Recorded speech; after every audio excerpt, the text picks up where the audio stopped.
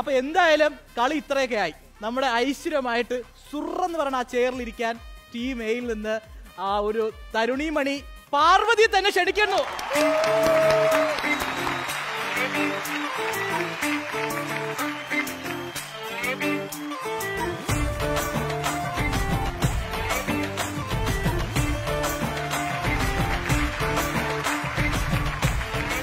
പാറു, എങ്ങനെയുണ്ട് ആ ഒരു അടിപൊളി ചെയറിൽ ഇരുന്നിട്ട്? ഒരു ഗംഭീരമൊക്കെ തോന്നുന്നു. സിംഹാസനത്തിൽ ഇരുന്ന ഫീൽ ഉണ്ടോ?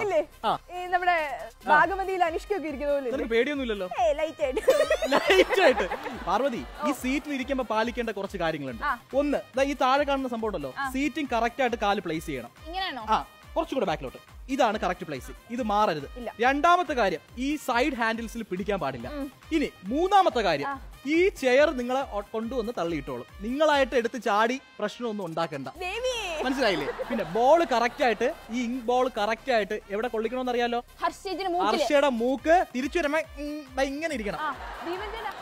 ഇടത് മൂക്ക് വേണോ വലത് മൂക്ക് വേണോ അതോ നടുക്കത്തെ പാലും വേണോ? ഹർഷയുടെ മൂക്കിന് തൊട്ട് താഴെ ഉണ്ടല്ലോ, അത് ശരിക്കും ഒരു എന്താ പ്ലേ ഗ്രൗണ്ട് പോലെ ഉണ്ട്. മതി, ഓവർ ബിൽഡപ്പ് ഉണ്ടായി കഴിഞ്ഞാൽ ഒന്നും നടക്കില്ല. ലാസ്റ്റ് മിക്കവാറും 0ന്റെ താഴേക്ക് പോകേണ്ടി വരും. ചിലപ്പോ മൈനസ് അടക്കം കിട്ടിക്കളെ ഗതികേടായതുകൊണ്ട് വായടച്ചായി ബോളം കൊടുക്കാം. ശരി, ഐശ്വര്യമായിട്ട് തൊട്ട് തൊഴുതൊക്കെ എടുത്തു. പുരുഷു എന്നെ അനുഗ്രഹിക്കണം. അപ്പോ ഇനിയാണ് അടുത്ത ചടങ്ങ്. റെഡിയല്ലേ? റെഡിയാണ്. ഉന്നം പിടിച്ചോ? അറിയാലോ, ഹർഷയുടെ മൂക്കിന്റെ പാലം. Okay, ready. നീ പോ മോളെ. ദിനേശി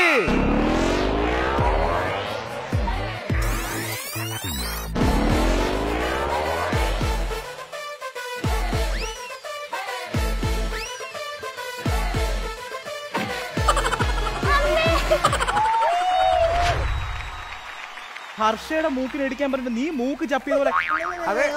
മൂക്കെന്ന് പറഞ്ഞത് പഞ്ചായത്തിന് പുറത്താണോ? അത് എനിക്ക് തോന്നുന്നു ചേട്ടാ, ഇവരെന്തോ കൂടോത്രം ചെയ്തിട്ട് എന്നെ ആദ്യം എന്താ സ്പീഡൊക്കെ കൂട്ടി അവിടെ അല്ലാതൊക്കെ തള്ളി. അവിടെ ചെന്നിട്ട് ശരിക്കും നീ ഹർഷയുടെ മൂക്കിന്റെ പാലം കണ്ടില്ലേ? സ്വന്തം മൂക്കിന്റെ പാലം പോകാതെ നോക്കിയാ അവിടെ എത്തിയപ്പോ. അത്രയാണോ? ഞാനൊന്ന് എറിയാൻ നോക്കിയതാ, പക്ഷത്തേക്കും എന്തൊക്കെയോ സംഭവിച്ചു. ആ ബോളിന്റെ പൊടി പോലും കാണാനില്ല. എനിക്ക് ഒന്നുകൂടെ ചാൻസ് കിട്ടിയാ ഒളിമ്പിക്സിൽ വിടാത്തത് ഭാഗ്യം.